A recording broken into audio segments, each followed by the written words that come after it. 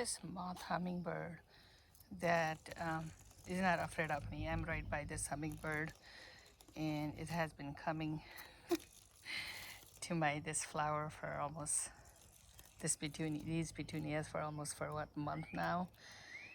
And finally I decided to take a video because the way it makes noise. And this is also a little tiny hummingbird. I bet it's called Moth Hummingbird, and it's not afraid of me. Last year we had that orange one. This one looks like a moth to me, but it's a hummingbird. You can tell. Look at the beak. Oh my gosh, look at the beak. That little thing has such a big beak. Oh my goodness.